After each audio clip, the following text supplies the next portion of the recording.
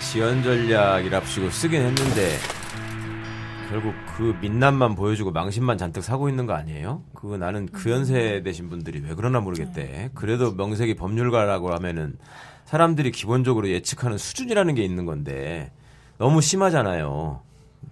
그러니까 본인들은 그렇게 함으로써 뭐랄까 그 자기들이 지향하고 있는 어떤 정치 세력의 순교자 내지는 영웅이 되는 거를 바라서 보이는 오버라고밖에 보이지가 않더라고. 심지어 무슨 뭐 당이 떨어져서 밥 먹고 해야 되니까 시간 달라고 그러면서 무슨 재판부에 삿대질하고 이런 행동은 상식적으로도 좀 납득이 안 가고, 그리고 이분들이 대체 그 원로 변호사로서 저는 개인적으로는 나는 정기승 변호사나 무슨 저기 누굽니까 김평우 변호사가 뭐 대리인단 이동욱 변호사 이런 분들은 그냥 그럴 수도 있겠다. 나는 이시훈 변호사 같은 분은 좀 너무 황당했어요.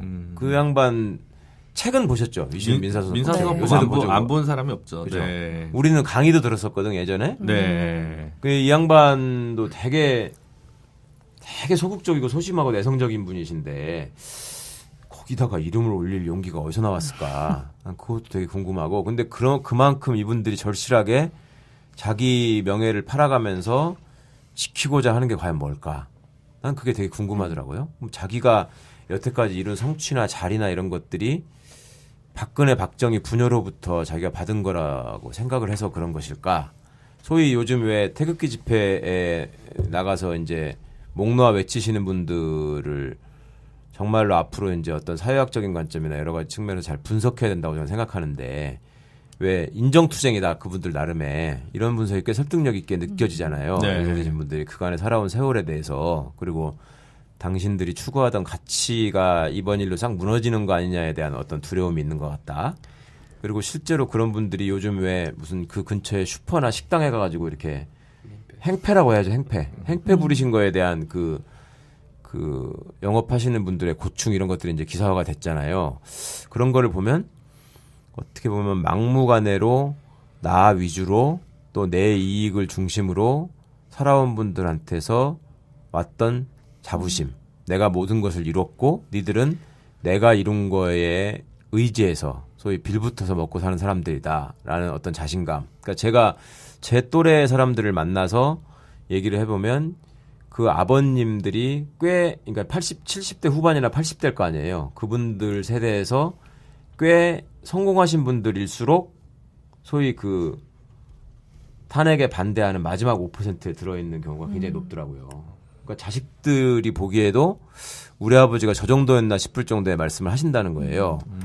근데 그분들한테 남아있는 마음이라고 하는 것이 결국 야, 이 험난한 세상에서 뭐 전쟁 후의 참화를 내가 딛고 일어서서 내 한 몸 바쳐가지고 내가 모든 사람들과 싸워서 결국은 니들을 먹고 살게 해줬는데 이런 마인드란 말이지. 근데 그거에 박정희 시대라고 하는 것이 자연스럽게 투영이 되고 뭐 이런 건데 법률가들은 이 사람들은 뭐냐고. 그러니까 정기승 변호사 같은 경우에는 대법관 하다가 대법원장 임명 동의안까지 올라갔는데 부결돼가지고 못한 분이거든요. 네. 기억하시는 분들이 많지는 않을 것 같은데. 전두환 때더라고요, 그게. 그렇습니다. 네. 우리 대학 때야. 네. 나는 세상에 그때부터 무리를 일으켰던 사람들이 그럼 아니면 김기춘이 구속되는 걸 보고서 충격을 받았나?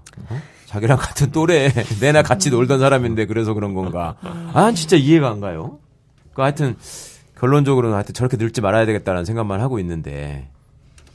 그렇죠. 그 이시훈 전 헌법재판관이시잖아요. 그분은 이제 민사소송법의 또 대가시지만 그분은 이제 원로 그 9명의 그 광고에는 이제 이름이 올랐지만 아직 그 대리인단은 이름이 안 오른 거고, 이제 정기승 전 대법관만 이제 오늘 자로 20일자로 이제 그 대리인단에 추가로 이름을 올렸다고 하는 건데 뭐 89이시라고 돼 있더라고요. 28년생 정기승 씨가. 네.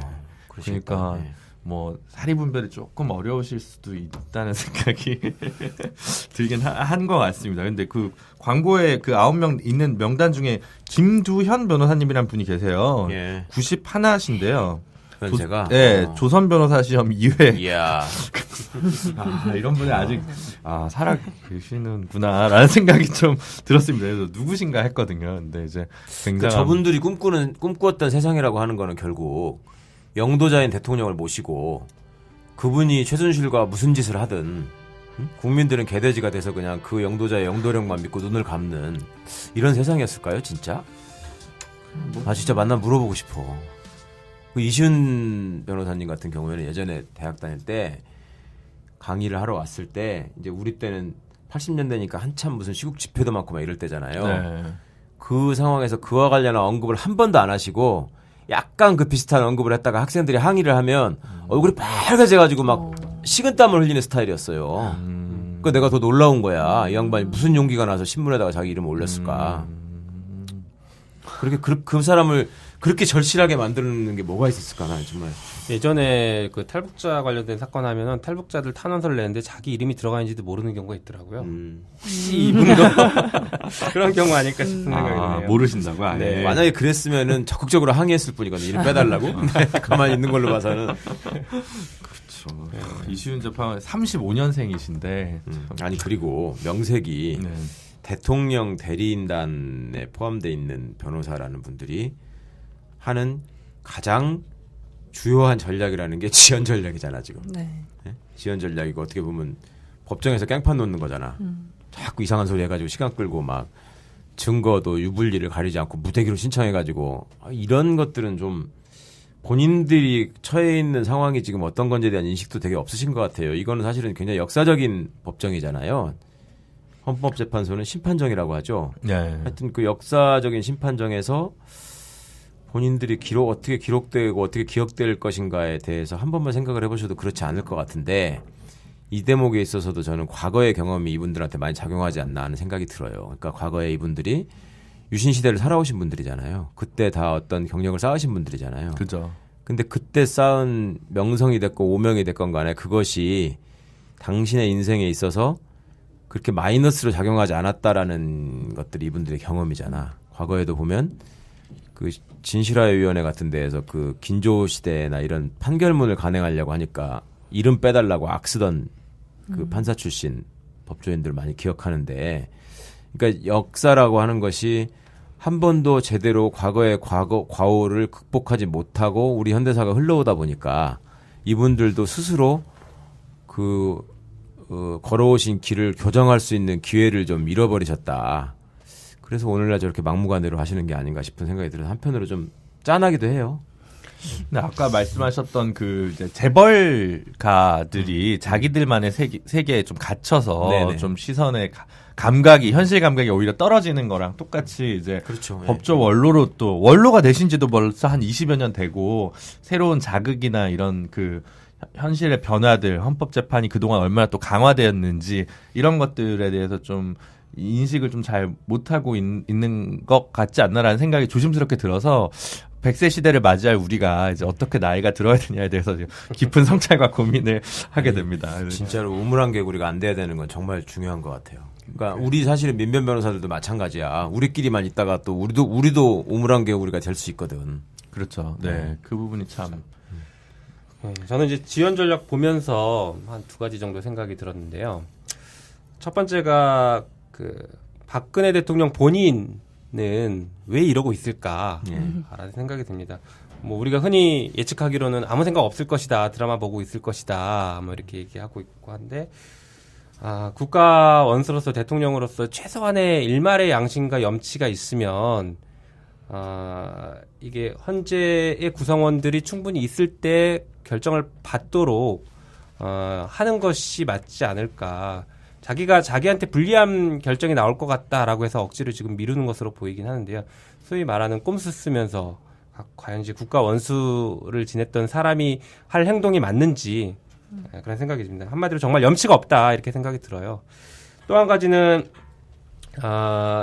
이 대통령 대리인단들의 이제 소송 대응 방안인데요. 결국에는 절차를 보장해 달라 이거거든요. 한마디로 요약하면. 근데 절차를 보장해 달라라는 말을 하면서 지연을 하는 것이죠. 절차 지연을 하는 것이에요.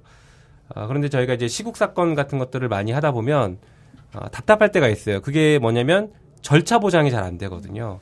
우리가 정말 꼭 필요한 증인이고 꼭 필요한 증거 조사인데 해주세요 이렇게 얘기를 하면 그것들이 안 받아들여질 때가 많아서 참 답답하고 이렇게까지도 절차 보장이 안 되는가 이런 생각들을 한 번씩 할 때가 있는데 저희들이 그렇게 힘들게 쌓아왔던 것들을 지금 또 대리인단에서 그대로 써먹고 있는 것이 아닌가 이런 생각이 들어서 좀 씁쓸하기도 합니다. 근데 물론 당연히 이제 그 굉장히 중요한 심판이기 때문에 역사적인 심판이기 때문에 피심판 대상자인 박근혜 대통령 측에 절차 보장을 해줘야겠죠. 그러나 지금 이미 충분한 절차 보장은 됐다라고 보여지고 그 절차 안에서 충분히 자기네 주장을 할 수 있었음에도 불구하고 자꾸 다른 이유를 들어서 절차 보장을 요구하는 것은 결국에는 지연이지 절차가 아니다, 절차 보장이 아니다. 저는 이렇게 생각을 합니다. 네. 사실 그 절차 보장 저희가 이제 주장했던 것들을 이제 악용하는 이제 좀 약간 미묘한 말씀 해주셨는데 사실.